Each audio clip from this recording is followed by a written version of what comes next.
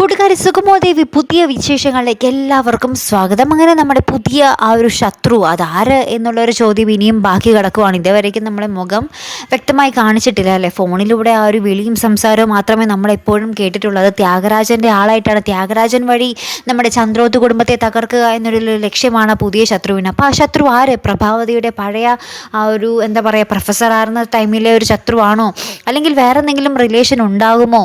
ഈ ത്യാഗരാജനായിട്ട് ഇവർക്ക് എങ്ങനെ ബന്ധം? ഈ ഒരു ശത്രുവിനെ എങ്ങനെ ത്യാഗരാജനെ അറിയാം എന്നുള്ളൊരു ചോദ്യങ്ങളൊക്കെ ഇനിയും ബാക്കിയാണ് നമ്മുടെ സുഗമോദേവിയിൽ അറിയാൻ വേണ്ടി അല്ലേ.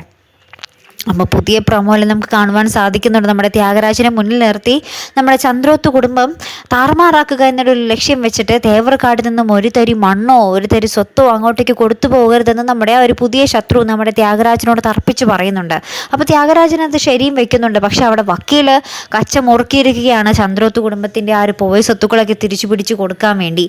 അപ്പോൾ അവിടെ ഒരു വൻ യുദ്ധം തന്നെ അവിടെ നടക്കാൻ പോകുന്നത്. വക്കീലി വഴി അവിടെ എല്ലാം നേടാൻ നോക്കുന്നു. ഇതേ പുതിയ ശത്രു എല്ലാം എന്താ പറയുക, നഷ്ടപ്പെടുത്താൻ ഒന്നും തിരികെ കിട്ടാതെ നോക്കുന്നു. അപ്പം ഇനി എന്തൊക്കെയായിരിക്കും സംഭവിക്കാൻ പോകുന്നത്? ഈ ശത്രു നേർക്ക് നേർ വരുമ്പോൾ പ്രഭാവതി എങ്ങനെയായിരിക്കും നേരിടാൻ പോകുന്നതും അല്ലേ. ഇനി ഇത് പ്രഭാവതിയും ഈ പുതിയ ശത്രുവും കൂടെയുള്ള ഒരു എന്താ പറയുക, ഒരു ഒത്തുകളിയുമായിരിക്കുമോ? അങ്ങനെയാണെങ്കിൽ പൊളിച്ച് അല്ലേ. നമ്മുടെ ത്യാഗരാജനെ ഒരു മണ്ടനാക്കിക്കൊണ്ട്, ത്യാഗരാജനെ ചതിച്ചുകൊണ്ട് പിന്നീട് നമ്മുടെ പ്രഭാവതിയും ഈ പുതിയ ശത്രുവും കൊണ്ട് കൈകോർക്കുന്നൊരു നിമിഷമാണെങ്കിൽ ഈ ചന്ദ്രോത്ത് കുടുംബത്തെ കരകയറ്റാൻ വേണ്ടിയാണ് ഈ ശത്രുവിൻ്റെ ഈ ചതിയെങ്കിൽ കുറച്ചുകൂടെ രസമാകും പരമ്പര കാണുന്ന പ്രേക്ഷകർക്കല്ലേ. എന്തായാലും കാത്തിരുന്ന് തന്നെ കാണാം കേട്ടോ. അടുത്തൊരു വീഡിയോയുമായി വരുന്നത് വരയ്ക്കും ഗുഡ് ബൈ.